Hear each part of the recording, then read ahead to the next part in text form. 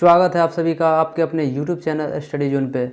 हम लोग मैथ में नंबर सिस्टम पढ़ रहे थे, जिसमें संख्याओं का प्रकार पढ़ रहे थे, उसमें कुछ बाकी था, वहाँ से आगे हम लोग आज स्टार्ट करते हैं।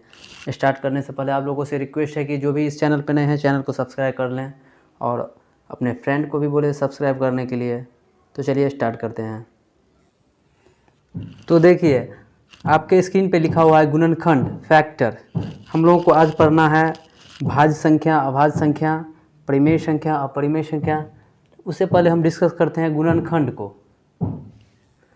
देखिए गुणनखंड का डेफिनेशन है जब दो या दो से अधिक संख्याओं को एक साथ गुणा किया जाए तो एक गुणनफल प्राप्त होता है। इन संख्याओं में प्रत्येक संख्या को उस गुणनफल का एक गुणनखंड कहा जाता है। हम डेफिनेशन नहीं लिखते हैं, हम एग्जाम्पल से समझाते हैं। जैसे देखिए जब दो संख्याओं को गुणा करते हैं तो क्या होता है, गुणनफल प्राप्त होता है। 3 और 4 को गुणा करेंगे कितना आएगा, 12 आएगा। अतः 3 और 4 क्या हुआ, संख्या 12 का गुणनखंड है।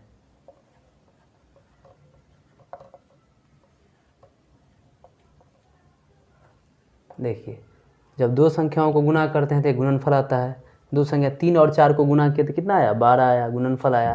तो इसमें जो प्रत्येक संख्या होती है 3 और 4 जो जैसे हुआ यहाँ पे, तो क्या हुआ, 12 का गुणनखंड हुआ। एक और एग्जाम्पल लेते हैं। ऐसा नहीं कि दो ही संख्या लेना है, 3 संख्या भी ले सकते हैं, उससे ज़्यादा भी ले सकते हैं। एक और एग्जाम्पल ले लेते हैं। जैसे हमने ले लिया यहाँ पे 2 गुना 3 गुना 4, तो 2 तिया 6, 6 चौक 24, गुणनफल कितना आ गया, 24। अतः 2, 3, 4 क्या हुआ, संख्या 24 का गुणनखंड हुआ। 24 को 2, 3, 4 को गुणा करने पे 24 हुआ, तो 2, 3 और 4 क्या हुआ, 24 का गुणनखंड हुआ। हमने यहाँ पे आपको बताया है, देखिए 12 को हमने 3 गुना 4 लिखा है। ऐसा नहीं है कि 12 का यहाँ पे दो ही गुणनखंड होगा, 3 और 4। 12 को हम कैसे लिख सकते हैं, हम तो अब देखते हैं 12 का कुल गुणनखंड। 12 का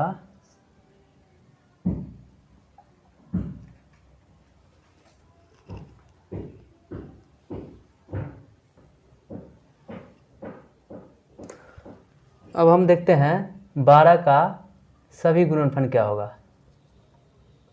12 का सभी गुणनखंड, 12 को हम कैसे कैसे लिख सकते हैं। 12 को हम लिख सकते हैं 1 गुना 12। 12 को फिर हम कैसे लिख सकते हैं, 2 गुना 6 लिख सकते हैं। 12 को 3 गुना 4 लिख सकते हैं। 12 को 4 गुना 3। देखिए ये तो रिपीट हो गया ना, यही चीज़ आ गया ये, तो अब रहने देते हैं।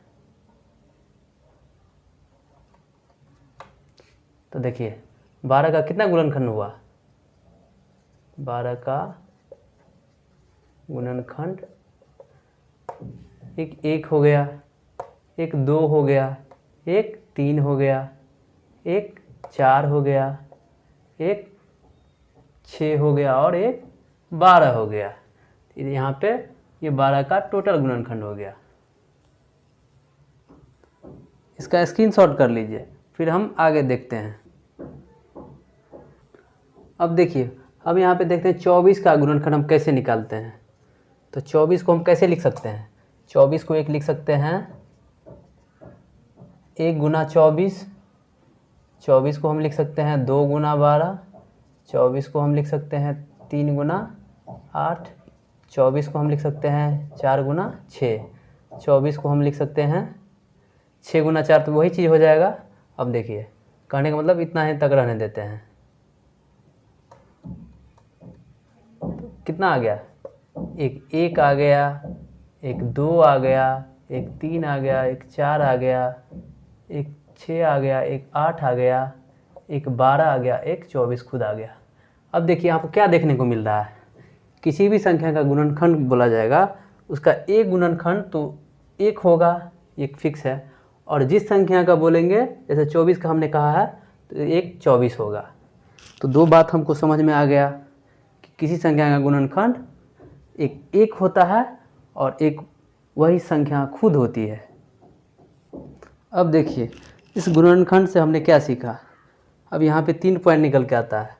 प्रत्येक प्राकृत संख्या का एक गुणनखंड एक होता है। जैसे देखिए यहाँ पे हमने 24 का गुणनखंड निकाला तो एक गुणनखंड तो एक आ गया, यही हुआ। कोई भी संख्या का निकालेंगे, 50 का भी निकालेंगे तो एक गुणनखंड क्या होगा, एक तो होगा ही। दूसरा पॉइंट देखिए, कोई भी प्राकृत संख्या स्वयं का एक गुणनखंड है। जैसे 24 हुआ एक संख्या, तो 24 का एक गुणनखंड क्या है, 24 है। हम पूछ देंगे 1 लाख का एक गुणनखंड बताओ, एक तो एक होगा, एक 1 लाख होगा। तो जिस संख्या का बोलेंगे, जैसे 100 का बोलेंगे तो एक गुणनखंड एक भी होगा, एक 100 भी होगा। तीसरा पॉइंट देखिए, एक संख्या का प्रत्येक गुणनखंड उस संख्या का पूर्ण विभाजक होता है। इसका क्या मतलब हुआ, जैसे 24 का इतना गुणनखंड आया तो प्रत्येक संख्या जो है वो 24 को पूर्ण रूप से भाग करेगा। जैसे देखिए 24 में भाग देंगे 1 से लग जाएगा, 24 में भाग देंगे 2 से तो पूर्ण विभाजक हो जाएगा ये। 24 में भाग देंगे 3 से, 3 अट्ठे 24 कट जाएगा। 4 से देंगे 4 छक्के 24 पूरा पूरा कट जाएगा। 6 से देंगे 6 चौक 24 पूरा पूरा कट जाएगा। 8 से देंगे 8 त्रिक 24 पूरा पूरा कट जाएगा। 12 से देंगे 12 दूनी 24 पूरा पूरा कट जाएगा। 24 देंगे 24 एकम 24 पूरा पूरा कट जाएगा। तो यही हुआ गुणनखंड। अब हम आगे पढ़ते हैं। अब देखिए अगला हम पढ़ते हैं अभाज्य संख्या। हम गुणनखंड के बारे में इसलिए पढ़े थे अभाज्य संख्या को जानने के लिए। अभाज्य संख्या को बोला जाता है प्राइम नंबर। इसका डिफिनेशन, वायसी प्राकृतिक संख्या, वायसी प्राकृत संख्या जिसका केवल 2 गुणनखंड हो।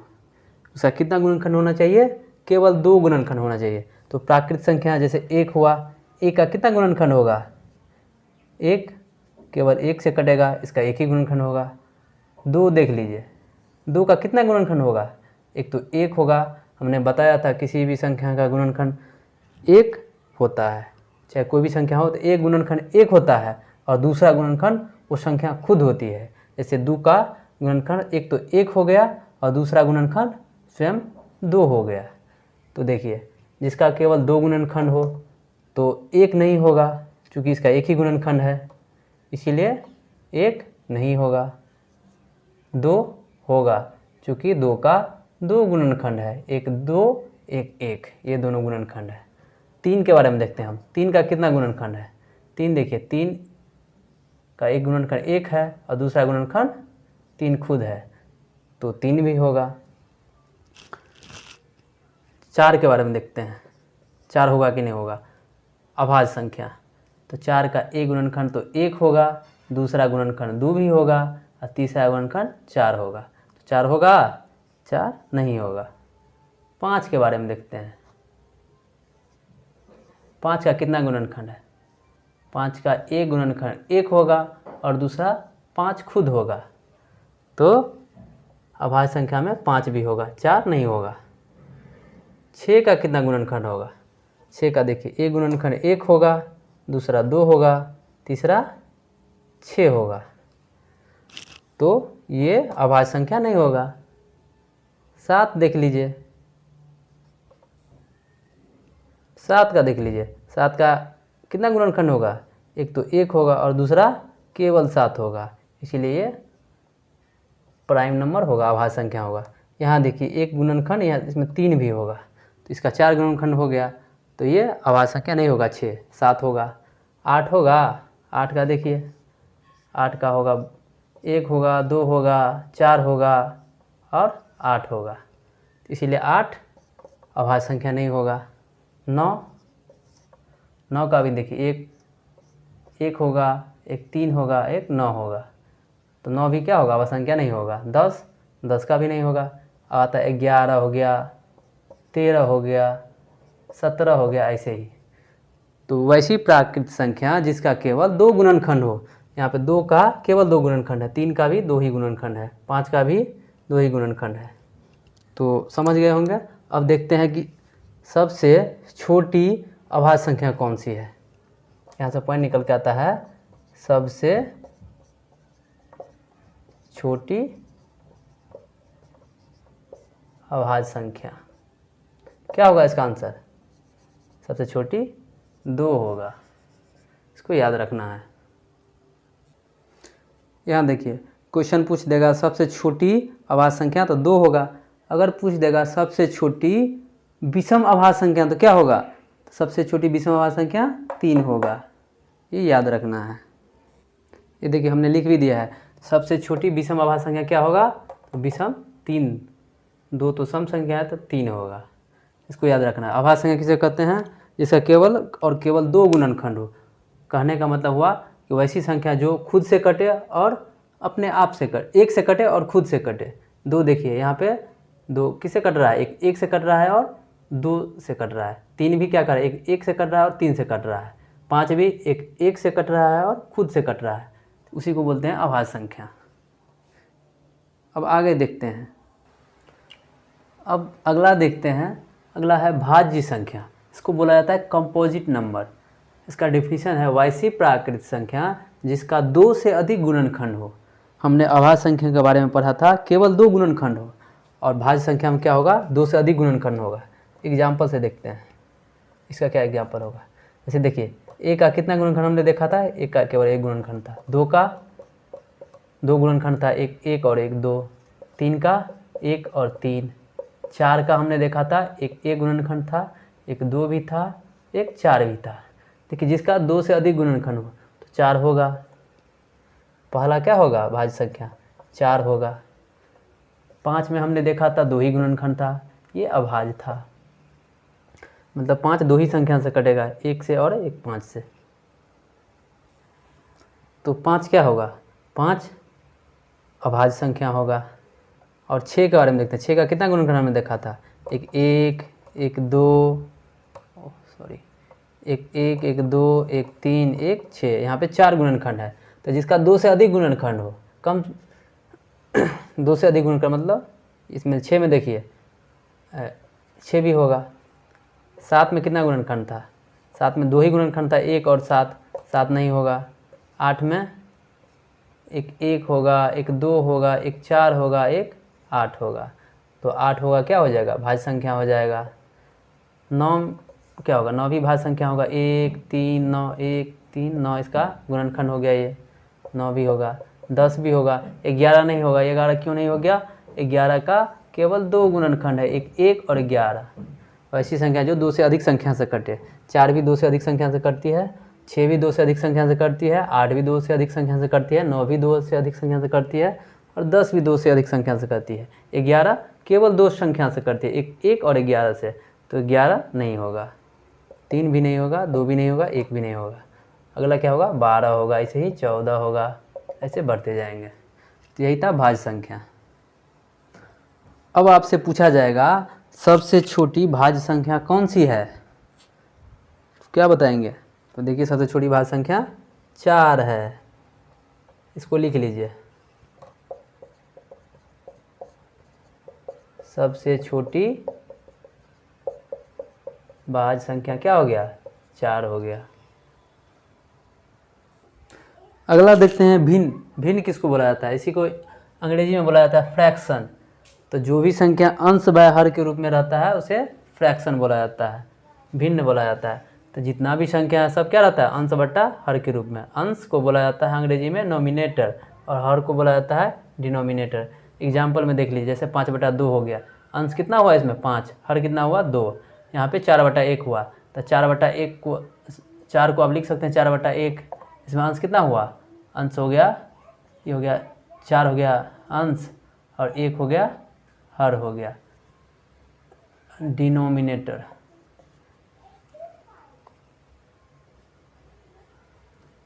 अब देखिए अगला है परिमेय संख्या। रेशनल नंबर इसको कहा जाता है। तो जो संख्या p/q के रूप में हो और जहाँ क्या हो? q बराबर 0 नहीं हो, तथा p और q क्या है? एक पूर्णांक है। पूर्णांक किसको कहते हैं? तो किसी भी संख्या को या तो पॉजिटिव में रहे, नेगेटिव में रहे। जैसे देखिए 0 1 2 3 -1 -2 -3, ये सब सारी क्या है? पूर्णांक है। हमने पहले डिस्कस किया था इसको। परिमेय संख्या क्या होना चाहिए? p/q के रूप में रहना चाहिए। तो यहाँ पे एग्जाम्पल में देखिए, जैसे 2/5 हो गया, तो p के जगह पर यहाँ पे कितना है? 2 है। q के जगह पर कितना है? 5 है। और ये दोनों क्या है? ये दोनों पूर्णांक हैं, तो क्या हो गया, ये एक परिमेय संख्या हुआ। 5 में देखिए, 5 में 5 को आप बोल सकते हैं 5/1। यहाँ p बराबर कितना हुआ, 5 हुआ, q बराबर कितना हुआ, 1 हुआ।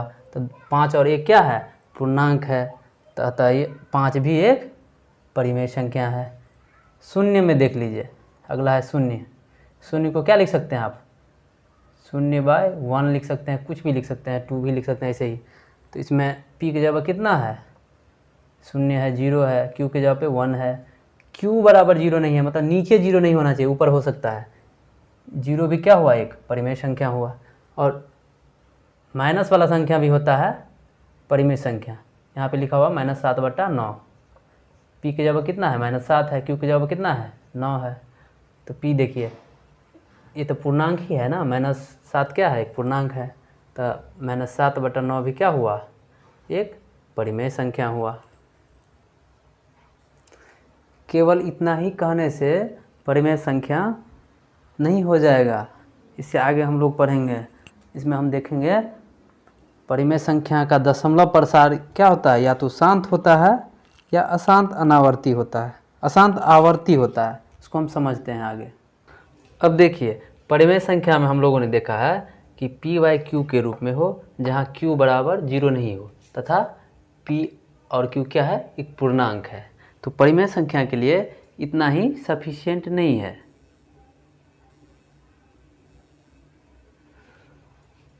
आगे देखिए क्या लिखा हुआ है, परिमेय संख्या का दशमलव प्रसार या तो शांत होता है या अशांत आवर्ती होता है। क्या होता है, परिमेय संख्या का दशमलव प्रसार निकालेंगे, शांत होगा मतलब टर्मिनेटिंग होगा, या अशांत आवर्ती। इसमें क्या होता है, टर्मिनेटिंग क्या होता है, और अशांत आवृत्ति का मतलब हुआ नॉन टर्मिनेटिंग रेकरिंग या रिपीटिंग, इसको कहा जाता है। देखिए पहले देखते हैं शांत क्या होता है, टर्मिनेटिंग।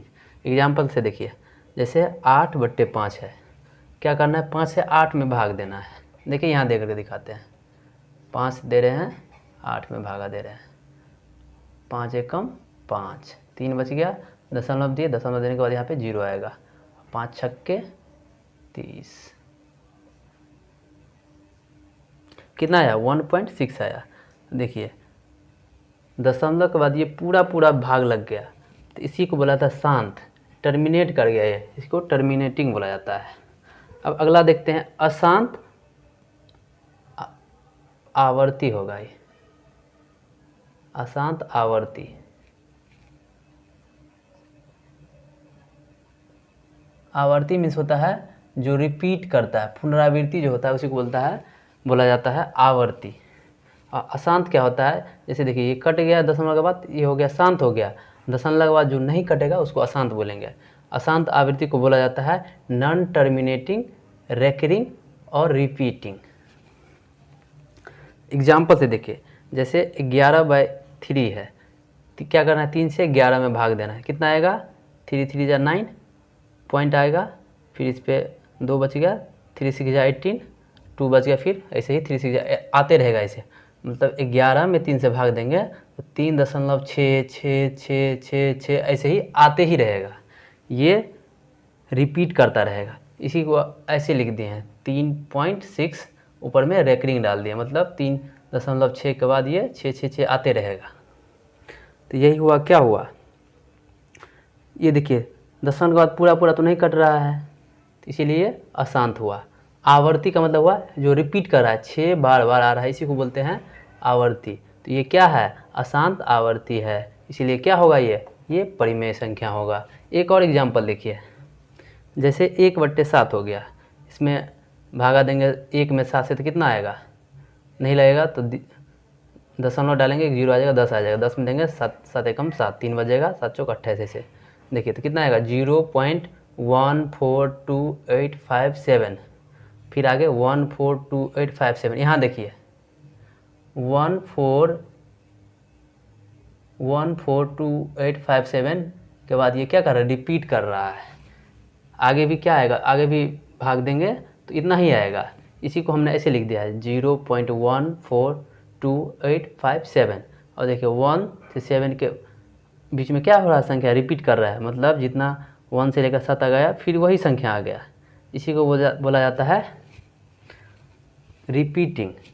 ये अशांत हुआ, और मतलब अशांत मतलब क्या, दशमलव के बाद पूरा पूरा भाग ख़त्म नहीं हो रहा है, और ये रिपीट भी कर रहा है। कितना के बाद रिपीट कर रहा है, इतना के बाद देखिए ये रिपीट कर रहा है, 1 4 2 8 5 7 यही रिपीट कर रहा है, तो इसी को बोला जाता है अशांत आवर्ती, नॉन टर्मिनेटिंग रेकरिंग, या इसी को रिपीटिंग कहा जाता है। इसीलिए 1/7 भी क्या होगा, ये भी एक परिमेय संख्या होगा। तो यहाँ पे देखिए 8/5 हो गया, क्या हुआ, इसका दशमलव प्रसार शांत था। यहाँ पे देखिए 1.6, 8/5 हो गया, 8/5 क्या हो गया, परिमेय संख्या हो गया। 11/3 ये भी क्या हुआ, परिमेय संख्या हुआ। क्यों हुआ, इसका दशमलव प्रसार क्या है, अशांत आवर्ती है, मतलब रिपीटिंग है। 1/7 भी क्या हुआ, ये भी एक परिमेय संख्या हुआ, परिमेय संख्या है। तो मेरे ख्याल से समझ गए होंगे परिमेय संख्या में क्या होता है। परिमेय संख्या का दशमलव प्रसार या तो शांत होता है, मतलब टर्मिनेटिंग होता है, या अशांत आवर्ती होता है। शांत देखिए कैसे, 8/5 को अब जब हम 8 में 5 से भाग दिए कितना आया, 1.6 आया, तो ये टर्मिनेट कर गया, शांत हो गया। अशांत आवृत्ति क्या होता है, ये देखिए 11/3 है, 3 से 11 में भाग दिए कितना आया, 3.66666 आते ही रहेगा, ये कभी ख़त्म नहीं होगा। तो इसी को बोला जाता है अशांत आवृत्ति, नॉन टर्मिनेटिंग रेकरिंग और रिपीटिंग। इसी को ऐसे लिख दे, 3.6 ऊपर में रेकरिंग लगा दिए, इसका मतलब हुआ 3.6666 ऐसे रिपीट करते रहेगा। नेक्स्ट एग्जाम्पल भी यही है, इसका भी दशमलव प्रसार क्या है, अशांत आवर्ती है। तो कहने का मतलब हुआ परिमेय संख्या वह होगा जिसका दशमलव प्रसार या तो शांत हो या अशांत आवृत्ति हो, या तो टर्मिनेटिंग हो या नॉन टर्मिनेटिंग हो, रेकरिंग हो। अब अगला देखते हैं अपरिमेय संख्या, इसको अंग्रेजी में बोला जाता है इरेशनल नंबर। परिमेय संख्या हमने देख लिया, इसका अपोजिट होता है, ये देखिए, जो संख्या p/q के रूप में ना हो, जहाँ q बराबर 0 नहीं होता था, p और q क्या है, पूर्णांक है। एक एग्जाम्पल देखिए, √2 हो गया, √3 हो गया, √7/2 हुआ, -√7/2 हुआ, मतलब निगेटिव भी होगा। अब यहाँ से तक समझ में नहीं आया होगा आपको, हमने शांत अशांत इसलिए बताया था परिमेय संख्या में। अब आगे देखिए क्या लिखा हुआ है, यहाँ से आपका डॉट क्लियर हो जाएगा। अपरिमेय संख्या का दशमलव प्रसार अशांत अनावर्ती होता है। परिमेय संख्या का क्या था, शांत आवर्ती था। आवर्ती माने रिपीट करना, शांत माने जो पूरा पूरा दशमलव के बाद भाग लग जाए। अशांत मीन्स क्या होगा, दशमलव के बाद पूरा पूरा भाग नहीं लगे। अनावर्ती माने जो रिपीट भी नहीं करे। देखिए हमने लिखा, यहाँ पे लिख दिया है अशांत अनावर्ती, इसको बोला जाता है नॉन टर्मिनेटिंग नॉन रेकरिंग या नॉन रिपीटिंग। जैसे देखिए √2 का वैल्यू क्या होता है, इसका जो दशमलव प्रसार निकालेंगे, √2 का वर्गमूल निकालिएगा, इसका जो रूट निकालिएगा, तो इसका वैल्यू आता है इतना 1.4142135623 आगे भी आएगा। तो देखिए इसमें क्या आपको देखने को मिल रहा है, ना तो ये दशमलव के बाद पूरा पूरा कट रहा है, ना ही कोई रिपीट हो रहा है। √3 में भी देखिए, √3 का वैल्यू क्या है, 1.732050808075 इसका जो आप √3 का वर्गमूल निकालेंगे, तो 3 का जो वर्गमूल निकालेंगे तो आपका ऐसे ही आएगा वैल्यू। इसमें भी क्या है, दशमलव के बाद इसका दशमलव प्रसार जो है वो कहीं कट नहीं रहा है, ना ही रिपीट कर रहा है। कहने का मतलब ये अशांत है, कहीं रुक भी नहीं रहा है, बढ़ते जा रहा है, जैसे तैसे बढ़ रहा है, और रिपीट भी नहीं कर रहा है। इसी को बोला जाता है अशांत अनावर्ती। अशांत मीन्स जो दशमलव के बाद पूरा पूरा नहीं कटे, और अनावर्ती में रिपीट भी नहीं करे।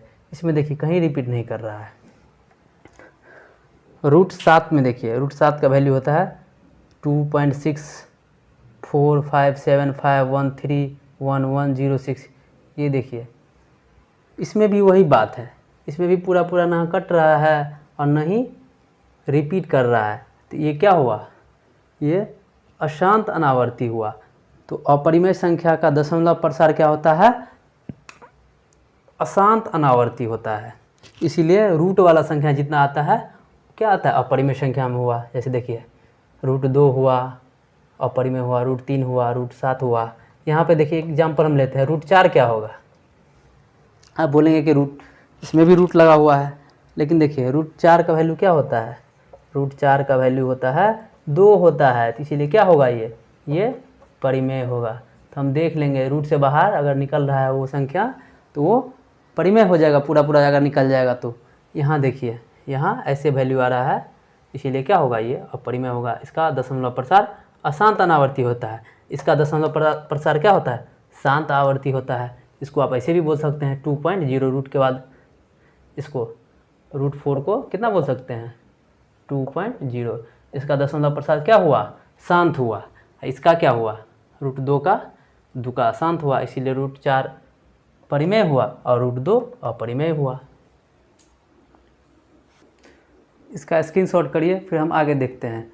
बहुत इंपॉर्टेंट एग्जाम्पल हमने नहीं लिया, अभी हम पाई के बारे में देखेंगे। अगला एग्जाम्पल देखिए, अगला एग्जाम्पल इसको बोला जाता है पाई बोला जाता है इसको। और इसका जो वैल्यू होता है देखिए कितना होता है? 3.14192265358। आप अपने मोबाइल फ़ोन के कैलकुलेटर से भी देख सकते हैं। आप वहाँ पे पाई का मान देखिएगा तो ऐसे आएगा आपको। अगला देखिए 22/7 है। 22/7 का वैल्यू कितना आता है? अगर भागा करेंगे आप 3.1428557, 1428557।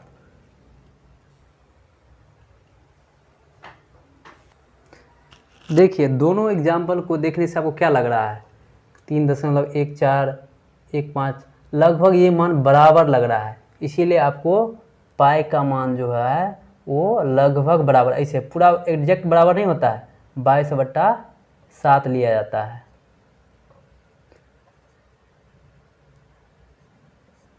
बाईस बट्टे सात लिया जाता है पाई का मान। लेकिन इसमें देखिए 22/7 में क्या होता है मान? देखिए 3.142857। इसके बाद देखिए 1428557। कहने का मतलब ये मान रिपीट कर रहा है कितना के बाद? 3.1428557। यहाँ से मान रिपीट हो रहा है, इसीलिए हमको इसमें रेकरिंग लगा दिए हैं। इसमें देखिए इसमें कहीं मान रिपीट नहीं कर रहा है, मतलब इसमें अशांत अनावर्ती है, इसमें क्या है? आवर्ती है। तो ये क्या हो गया? ये हो गया आपको परिमेय संख्या हो गया, और ये हो गया आपको अपरिमेय हो गया। तो पाई भी क्या है? एक पाई भी एक अपरिमेय संख्या है। अगर 22/7 के बारे में पूछा जाए तो 22/7 क्या है? परिमेय है। ये मान लगभग बराबर ऐसे लिखा जाता है, दोनों मिलता जुलता है इसीलिए लिखा जाता है इसे, तो ध्यान में रखना है। पाई क्या है? एक अपरिमेय संख्या है। क्यों है अपरिमेय संख्या? इसका जो दशमलव प्रसार निकालेंगे वो क्या होगा? अशांत अनावर्ती होगा, कहीं पूरा पूरा नहीं कटेगा और नहीं रिपीट करेगा।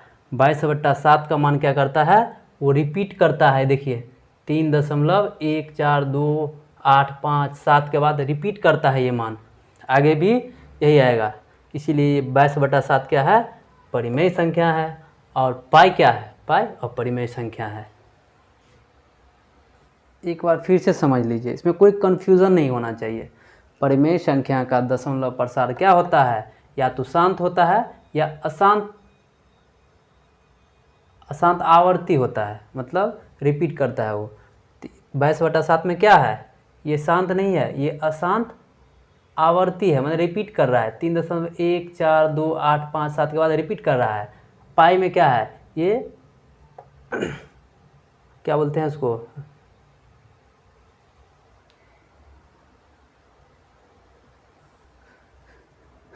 इसमें अशांत अनावर्ती है, मतलब रिपीट भी नहीं कर रहा है और रुक भी नहीं रहा है।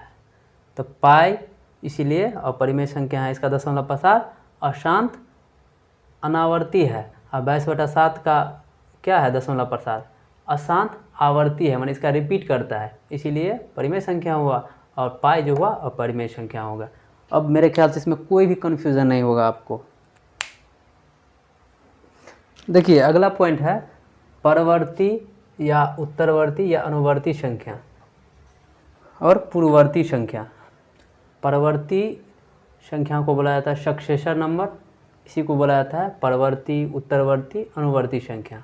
किसी भी संख्या से ठीक अगली संख्या जो होगी क्या होगा, उसका परवर्ती संख्या। जैसे 1 का परवर्ती निकालना है या उत्तरवर्ती निकालना है या अनुवर्ती निकालना है, तो 1 का परवर्ती क्या होगा, किसी भी संख्या में 1 जोड़ देते हैं उससे अगला संख्या निकल जाता है। तो 1 में 1 जोड़ेंगे तो क्या होगा, 2 हो जाएगा। तो 1 का परवर्ती क्या हुआ, 2 हुआ। अब अगला एग्जाम्पल देखते हैं, 2000 का परवर्ती क्या होगा, 2000 में 1 जोड़ना है, कितना होगा, 2001 होगा। 2000 का परवर्ती क्या हुआ, 2001 हुआ। 1 लाख का परवर्ती कितना होगा, 1,01,000 होगा। 100 का परवर्ती कितना होगा, 101 होगा। 98 का परवर्ती कितना होगा, 99 होगा। ऐसे देखिए पूर्ववर्ती है अगला। अब इसको बोला जाता है प्रीडिसर नंबर। किसी भी संख्या से ठीक पहले वाली संख्या को क्या कहते हैं, उस संख्या का पूर्ववर्ती संख्या कहते हैं। जैसे देखिए 50 का पूर्ववर्ती निकालना है तो उसमें परवर्ती में 1 जोड़ रहे थे, इसमें क्या करेंगे, घटाएंगे। 50 में से 1 घटाएंगे तो कितना हो जाएगा, 49 हो जाएगा। 50 का पूर्ववर्ती कितना हो गया, 49 हो गया। 2000 का निकालने हैं पूर्ववर्ती, कितना होगा, 2000 माइनस 1 कितना होगा, 1999 होगा। कुछ नहीं है, सिंपल है। परवर्ती बोलेगा तो बाद में, पूर्व मतलब पहले, अपर मीन्स बाद में। तो पूर्ववर्ती निकालना रहेगा तो 1 घटाएंगे, परवर्ती निकालना रहेगा तो 1 ऐड करेंगे। अब देखिए आपसे पूछा जाएगा प्राकृतिक संख्या 1 का पूर्ववर्ती क्या होगा। तो प्राकृतिक संख्या देखिए कितना से स्टार्ट होता है, 1 2 3, 1 से स्टार्ट ही होता है। अब पूछ रहा है 1 का, पूछ रहा है 1 का पूर्ववर्ती क्या होगा। तो 1 का पूर्ववर्ती प्राकृतिक संख्या में तो 1 के पहले कुछ है ही नहीं, तो क्या होगा, कुछ नहीं होगा, कुछ नहीं होगा, होगा ही नहीं इसका पूर्ववर्ती। अगर आपसे पूछा जाए पूर्ण संख्या 1 का पूर्ववर्ती क्या होगा, तो पूर्ण संख्या 0 1 2 3 ऐसे चलता है। तो 1 का पूछ रहा है तो 1 के पहले क्या है, 0 है, तो यहाँ पे होगा आंसर 0। इम्पोर्टेंट पॉइंट था, इसको ध्यान रखना है और कुछ नहीं है, बहुत सिंपल है। तो चलिए इस वीडियो को यहीं समाप्त करते हैं, फिर मिलते हैं अगले वीडियो में। जो भी इस चैनल पे नए हैं उस चैनल को सब्सक्राइब कर लीजिए और बेल आइकन भी प्रेस कर लीजिए। Okay, thank you.